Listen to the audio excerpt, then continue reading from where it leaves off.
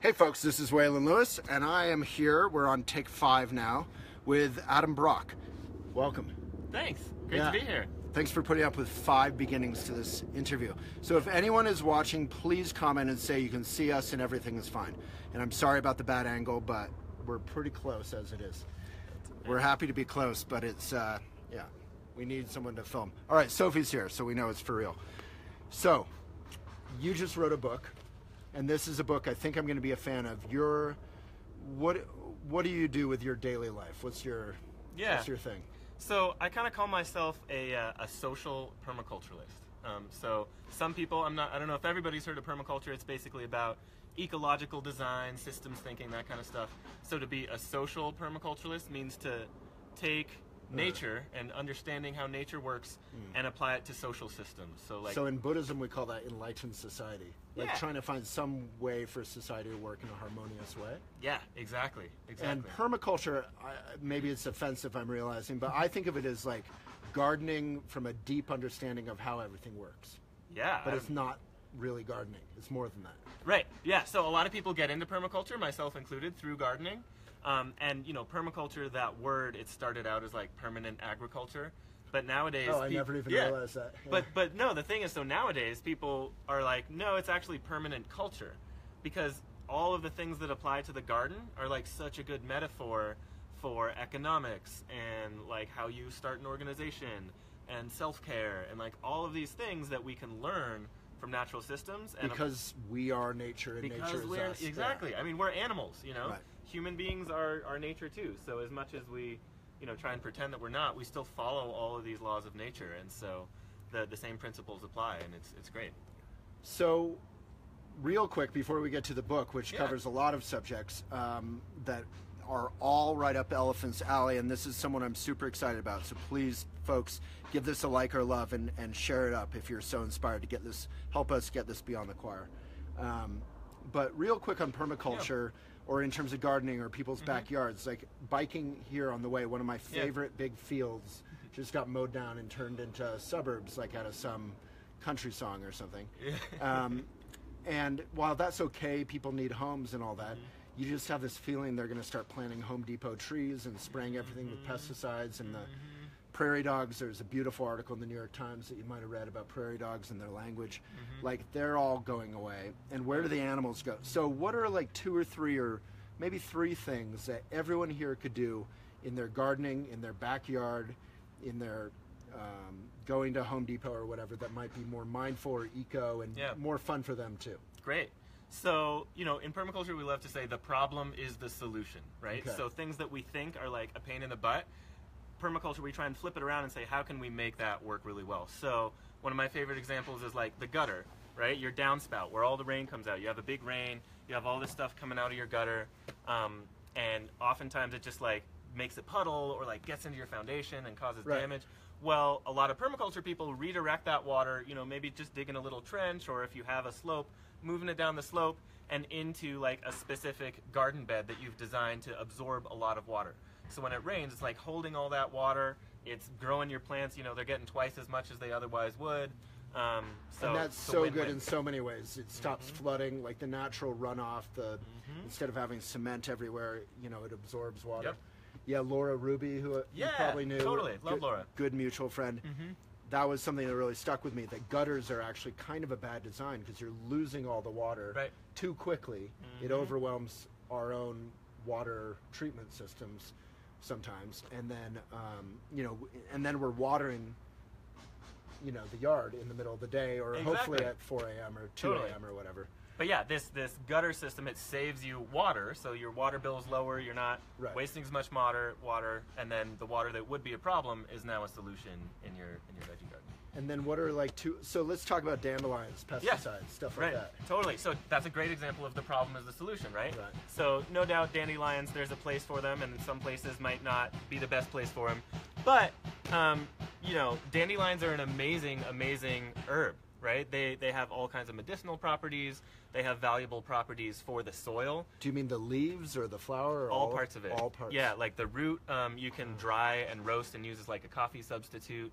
The leaves... Wait, the root of the dandelion, you can just cut them up, dry them, then grind them up. Yep. And use put in hot water. Yep. And I mean, it's not going to have caffeine. It's not going to give you the buzz that coffee does, but it tastes like coffee after you roast it. Wow. And then the leaves. So it's coffee substitute. Yeah. I see. If you're trying to go easy in the afternoon or something. The leaves are super nutritious. The flowers are, I eat the leaves. That's something I finally got. Great. Like dandelion greens, you pick them, especially when they're young, right? Yep. And then you can make salads. It's like free salads everywhere. Exactly. You Free probably salads. know Brigitte Mars. Yeah. She's the one who finally, she did a couple videos with us, and maybe we could put her videos and blogs in the comments. If we can also put Adam's original video with me in the comments, that would be great. Yeah, great idea. Yeah. So that's the second one. And then I'll say the third one is just thinking outside the box in terms of what you do grow in your garden, like what you plant from seeds. So I gave a TED Talk like 3 or 4 years ago about what I call bioregional cuisine. And that's this idea of... That sounds like a Portlandia pickup line. Right? I think so, I did a TED Talk about bioregional cuisine. Totally. I don't know if you've seen it. Then you do have me on as a guest. Yeah. But no, it's this idea of like, instead of buying things that naturally grow in California or planting those in your garden, saying like, okay, what wants to grow here in Colorado or wherever you are, in West Virginia or Florida, and looking at, what naturally grew there or other similar ecosystems and designing your diet around that. Here in Colorado, we have all these amazing plants and fruits and vegetables that nobody knows about because maybe they don't ship well. So like nobody ever mass produced them, or maybe they don't grow well in New York's climate, so nobody ever thought to grow them there. But here, we have things like Jerusalem artichokes and sun cherries and Nanking cherries and just like a million other plants that... And there's something good about, isn't there, about... Like, I know if you have allergies, you eat local honey that takes care of your allergies. Right. So there's something about eating local. Like, I love picking stuff off trees, when it's that season. Or like sunchokes or Jerusalem artichokes, some people call them. The way they're chemically put together, the way your body digests them, they're actually really beneficial for diabetics, right? So here we are in Colorado where, we are a more fit state, but we still have a ton of issues with diabetes and things like that. Well, the stat, I did a blog on this, but Colorado, at least when I did the blog, was the fittest state in the U.S., but at its current state of fitness, it would have been the most obese state in the U.S. only 20 years prior. Right, because it's growing so quickly. So that we're fittest is no bragging point. We still are really struggling, all of us, with, the kind of fast food culture that we've bought into. Exactly, exactly. But, so thank you for those tips. That's super cool. There's so much there, and I get super nerdy about it, partially because I know nothing about it, but it's so fascinating. But your book is about much more. It's about societal issues. Do you want to touch on what your book is about? Yeah, so, I started, like we were talking about, with the gardening thing, and I got obsessed like you did. I started geeking out on all these plants. I wanted to grow all this stuff. I started this organization called the GrowHaus that's a nonprofit. And maybe we could put a link to the GrowHaus, and you just told me you're no longer... running it. I'm no longer running the GrowHaus because part of the idea was to build an organization that was community-driven, community-led, and now that's starting to happen. So guys, this is like the most inspiring thing you're ever going to hear. So just describe what the GrowHaus is and what its mission is. Yeah, so the GrowHaus is a food hub in the most polluted zip code in the state of Colorado, which happens to be this neighborhood called Elyria-Swansea, northeast Denver. We were able to purchase this abandoned half-acre greenhouse, renovate it, turn it into a year-round indoor farm. Like, what did that warehouse look like when you first... Oh my God, it was just like this falling apart. It was like an oven in the summer. It was a freezer in the winter. There was like no insulation.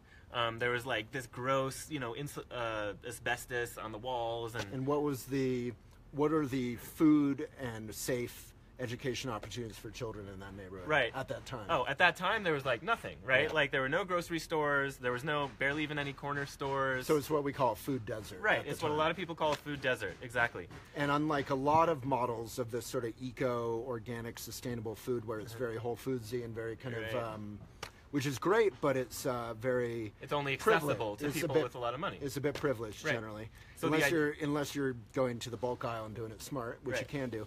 But yeah, you made this, it was community driven, right? Yep. It was community driven. It was all about that neighborhood. Our motto at the GrowHaus is healthy food is a right, not a privilege, right? So that was what we started from, and that people in the neighborhood should tell us what we should do with this big asset in their community, right? So I was going in as a white guy. This is a Latino neighborhood. I was going in as a white guy, and I don't, I have a lot of ideas, but I don't know the answers because it's not my community. So I was there to kind of steward the process, to help everybody get together and decide how to make this happen, but not to make the decisions. And did that work? It took like 3 years to get the community to trust us. We had to be super patient to be like, because they were kind of skeptical. They're like, who are these gringos? What are they doing? Right, but, these hipsters coming in and do with their... Totally, and I get that, right? Yeah. But, we showed up enough. We went to the school plays and got to know the parents and, spoke at the church and got to know the pastor, right? So we just started to become more and more a part of the community and started to offer more and more until folks were like, okay, these guys are for real. We'll start to open up. We'll actually get involved, and we started to get people from the neighborhood on our staff, right. People from other neighborhoods who were kind of, what I call cultural translators. And before you knew it, it was like run by the community, right? Exactly. So now half of those people live in the neighborhood. They're promotores that are teaching their own neighbors about healthy eating and cooking and gardening. Promotores, like promoters? Exactly. Okay. Promoters of health. Yeah. And so, so it's taken off. And so as I started to see this take off and get more and more momentum, I was like, all right, I think my role here is done. My job was to... But backing up real quick, so the GrowHaus itself is what? You grow how much food and what... Right. What goes on there day to day? The way the model works, it's a nonprofit, but it's a kind of social enterprise nonprofit where we're trying to generate our own income too. So we have these commercial farms where we grow 1,000, 1,500 heads of lettuce every week. Wow. A lot of that we sell to fancy restaurants like Whole Foods or farm to table restaurants. We generate a profit from that. And then those restaurants and Whole Foods can brag about your mission and the source. Exactly. Which is good for the community. Spreads the word. Yeah. And then some of that we set aside to distribute to folks in the neighborhood at a really cheap price. So, we kind of jokingly call it 1 for the money, 2 for the hood.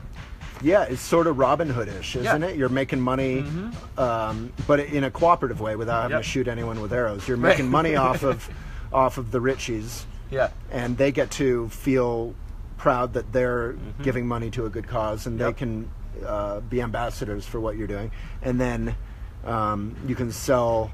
So how do you sell it to the community? How does that work? Right, so we have in the front of the GrowHaus, we have this little local market that people in the neighborhood helped us tell what to stock in it.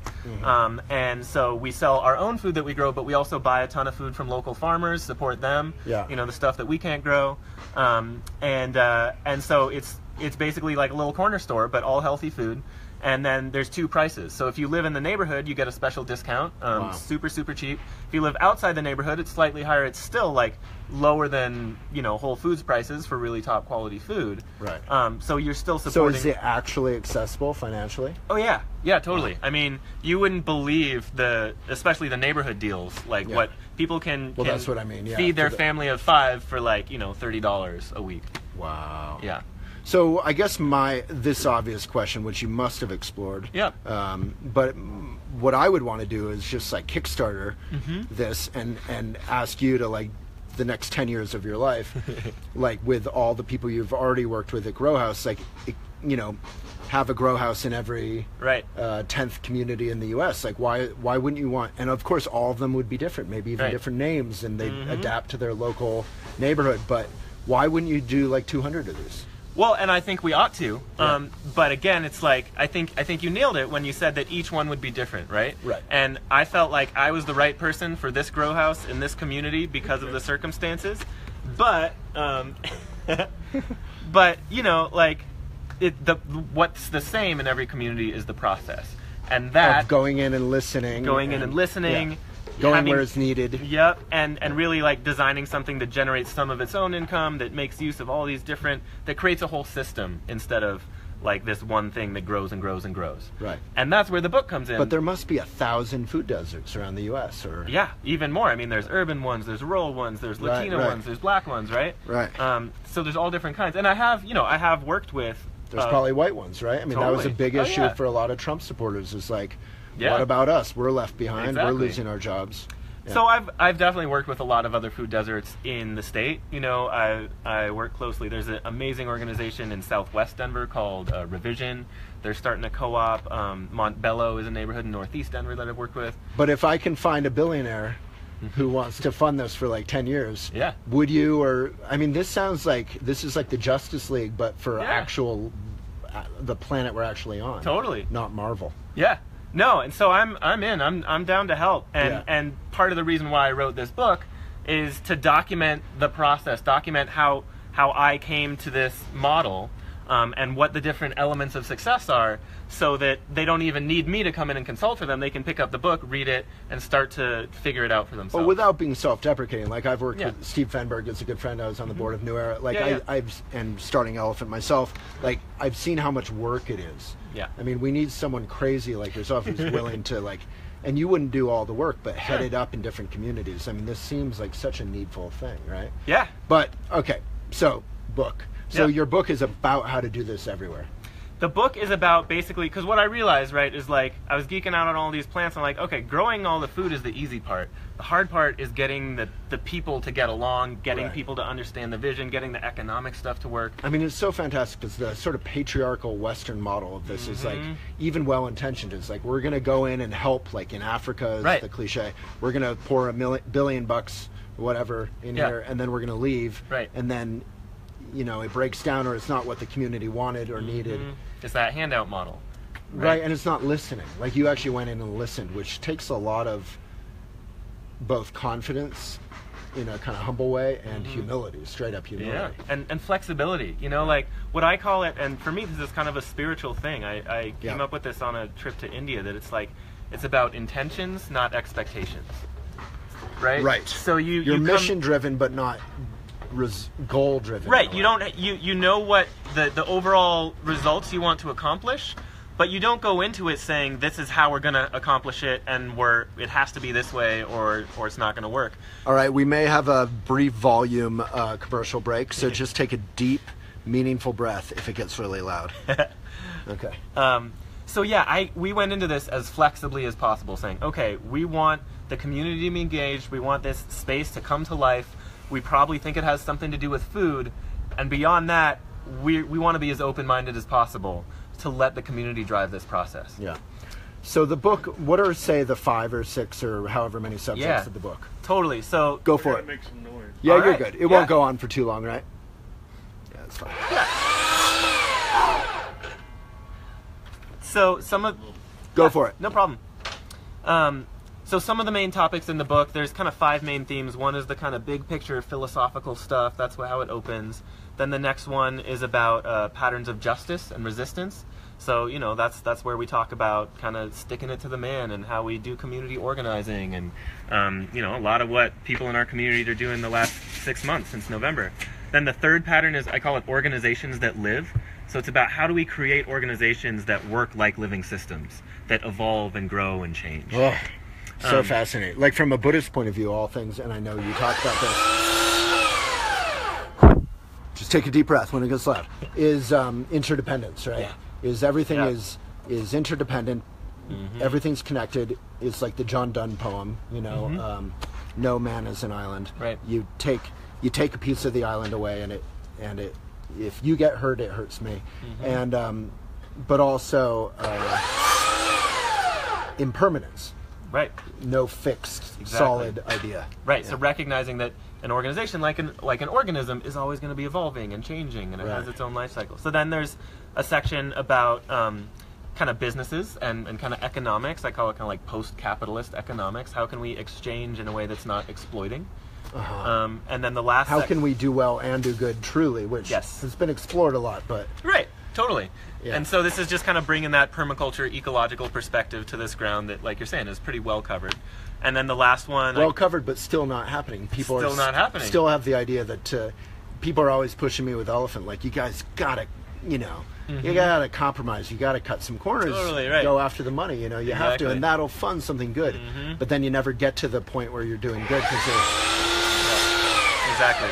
And then the last section, I end it kind of on this much more inner note. You know, it's like nurturing the sacred warrior. So how do you do that self-care? How do you be in it for the long haul and not get burnt out? How do you stay on task with your vision? Go for it. And those kinds You're of things. You're fine. Oh, you need this? Yeah, of course. Sorry. We're doing some actually sustainable. All this wood is from Resource, which I'm sure you know. Yeah, of course. And we're insulating and with blue jean insulation, and it's pretty cool. Love it. I'll show it to you after. They're doing. Your historic house. Yeah, exactly. In a historically. Yeah, with using the original like lath and reusing it. Yeah. It's like total pain in the butt. Right? But it's pretty cool. Doing it right. Yeah. I've been reusing old nails too. Wow. It's insane. Yeah. Reusing old nails. Yeah. Love it. Yeah, they're amazing. They built this treehouse actually, Oh, cool. which was all like donated or free materials So or cool. reused. Yeah, Some of yeah, it yeah. obviously paid for it, but cool. Anyway, enough about this. Yeah. Yeah. So, how do you? I guess one question I have. I'm pretty involved in Naropa University. Right. Over the years, there seems to be like a lot of obviously anger in the resistance. And from a Buddhist point of view, like Trungpa Rinpoche, the founder of Naropa, would have said, you can't change the world until you've tamed your own aggression, or you'll just create more aggression. So even if it's understandable aggression, like you talk about decolonization, there's been crimes perpetrated against humans and our planet. How do you affect change without simply creating a new enemy out there? Totally. I love that. And it's something I've been wrestling with a lot too, right? Because I feel like, I don't know about you, I feel like I'm in my own little bubble, right? Of people who like all think the same way or somewhat similar. And But are you're like, not really. You're engaging in these communities. I right? am, right? So like I'm in this, like I talk to Latino people and black people and low income people. Yeah, but we're all urban. We all probably voted for the same team in the election, right? And so there's this whole other side of the country that somehow like I never connect with. Yeah. And that's what I'm talking about. And so I thought you were talking about like a class bubble. You're not really in that, but you are in maybe a liberal bubble. Right. I'm in a liberal bubble, totally. And so one of the things I've been really sitting with is there's this pattern in my book called Humanizing the Other. Yeah. And so, right, it's like we have this tendency to look at people who are not us and point fingers at them, whether it's, you know, Muslims or white working class people or Mexican immigrants, whatever it is, and we call them the other because we don't know them, and then we come up with all these narratives about them. So humanizing the other is to say like, okay, who is this person that we're putting in this big broad category, and we all have those, and let's like sit down with them and let's share a meal. Let's hear who they are as a human being and why they've come to the place that they've come to, why they feel the things they do, and see if there's some unexpected places we can find common ground. Because I feel, and I'm starting to make these inroads, that there's actually so much more that I have in common, me and my liberal buddies, with like Tea Partiers than the mass media might make it out to seem. Yeah. And I wouldn't even say the mass media is really, that's another other that we, both sides love to blame because it's easy. But, you know, we definitely see that among supporters, like Bernie supporters, even Hillary supporters, even Trump supporters, they all had pretty common concerns. But how those are, you know, used by the various leaders, cynically or otherwise, that's where the divisions creep up in a way. Like I've had a lot of conversations with, obviously I've run into some Trump supporters who I struggled to find common ground with, but most, I would say 90% of them are really good people who are frustrated and definitely have a lot of projections about the liberals and the media and the upper class, whatever. And the same going the other direction. That's why I say whatever. It's a long list of resentments.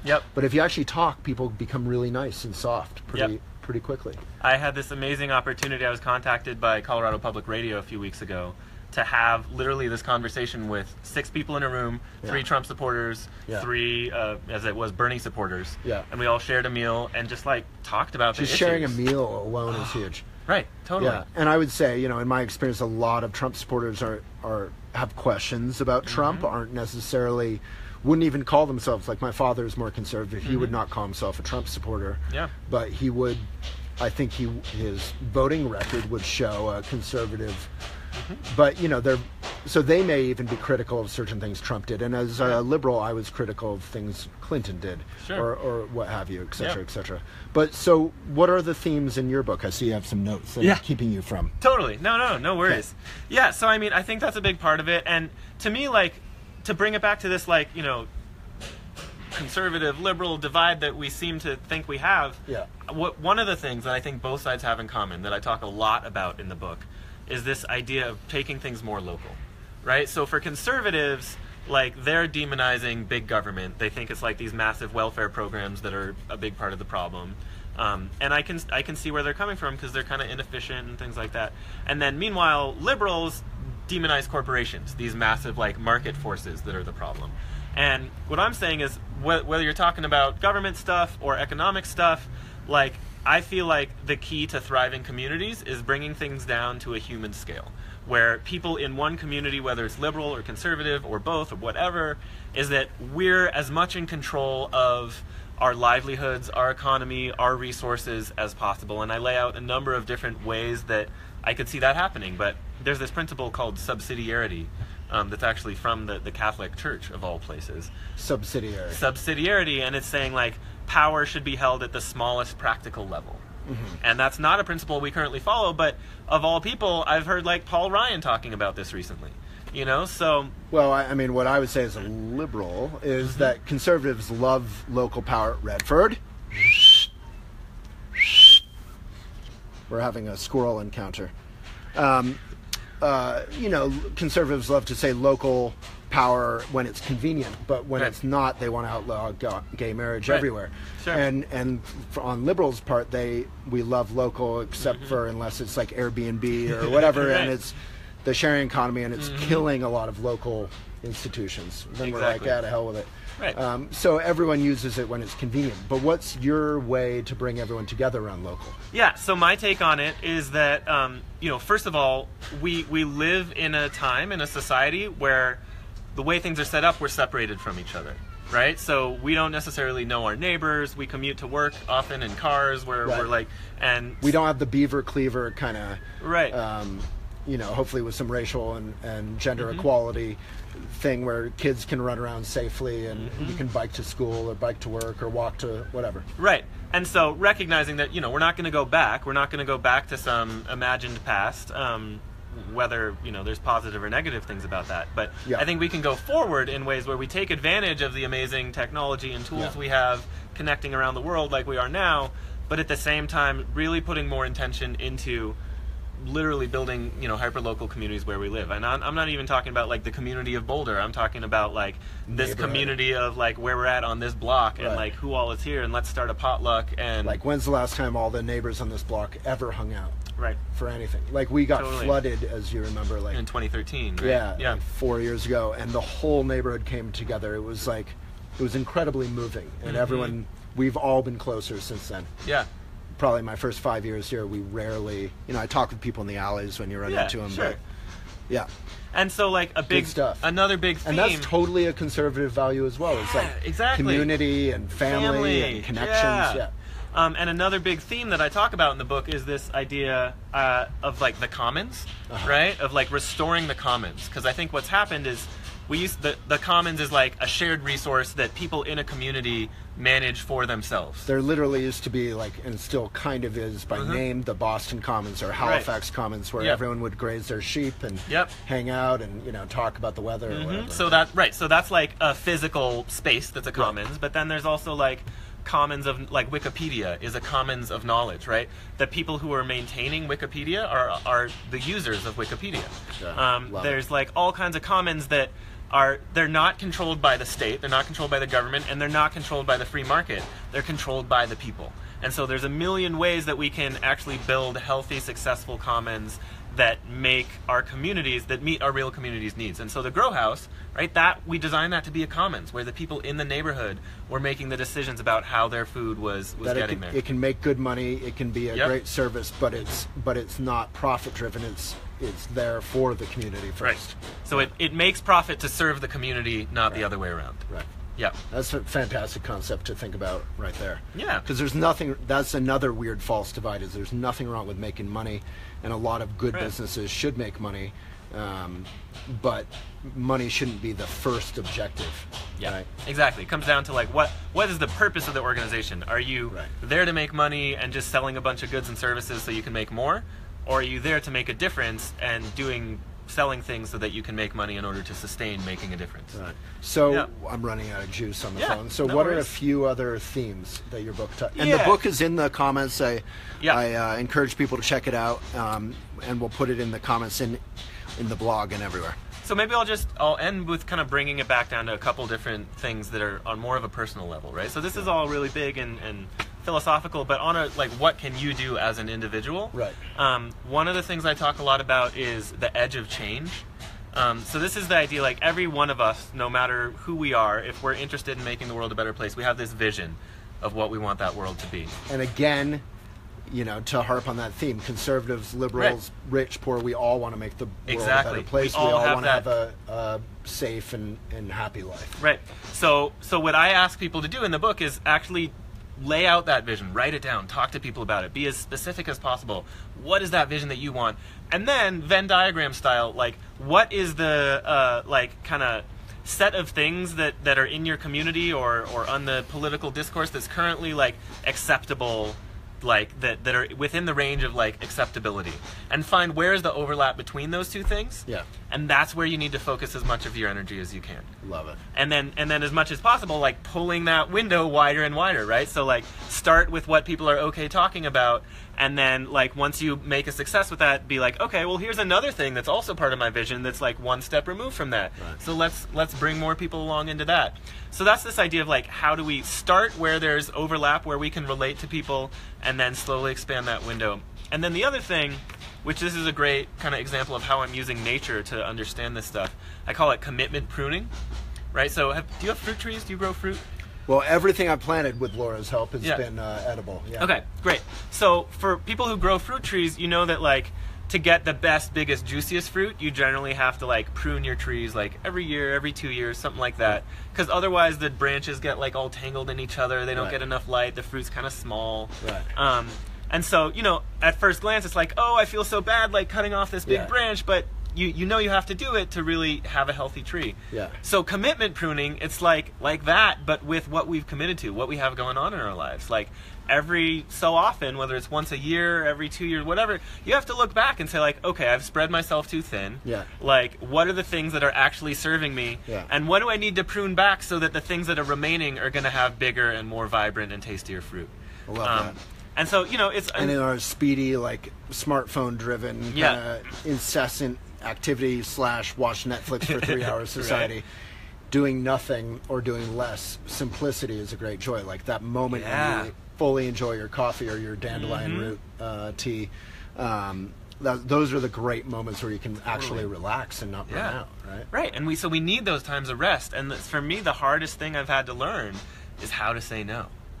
You know, like people approach me with all kinds of amazing ideas. You know, they want me to do this and do that, and I want to do this and that, and I have all kinds of ideas. But I've learned the hard way that like, okay, I have to say no. I have to be really intentional about what I commit to, so that the things I am committed to can really be amazing. Yeah. And that comes down to like doing stuff fully, whether it's a relationship or your job or a task or a dog walk, be present with the dog, or walking with your kid, whatever. Whatever you're doing, just be there and do it 100%. Love it, man. Super inspiring guy. Love connecting with you. If you've enjoyed Adam and this talk, there's been a ton of people on, which has been cool. Check out his book. I know I'm going to. And we don't do commercials here at Elephant. We only talk about stuff we love and really want to support. So please get behind this. And if you are in Denver, we put in the comments, but the launch party is Thursday, right? Thursday, day after tomorrow, June 1st, at the GrowHaus. If you want to check out the GrowHaus, Awesome. Love to see anybody there. And what's the party like? What are you doing? So we're gonna have some live music. This guy from Australia, actually, who does like permaculture themed like ukulele songs. It's gonna be amazing. My buddy Iatef, DJ Kavam, is gonna be there. He's gonna be doing some juicing. We're gonna have people from the neighborhood of the GrowHaus making food for people to buy. Cool. It's gonna be a blast. Awesome. Totally. Awesome. Well, keep it up. Thanks, Love buddy. it. Yeah. Appreciate it. And thanks, everyone, for tuning in. Sorry about all the technical difficulties, but it looks like we figured it out. And thank you, Wendy, and others for comments. Susan, Daniela. Thank you, everyone. All right. See you, folks.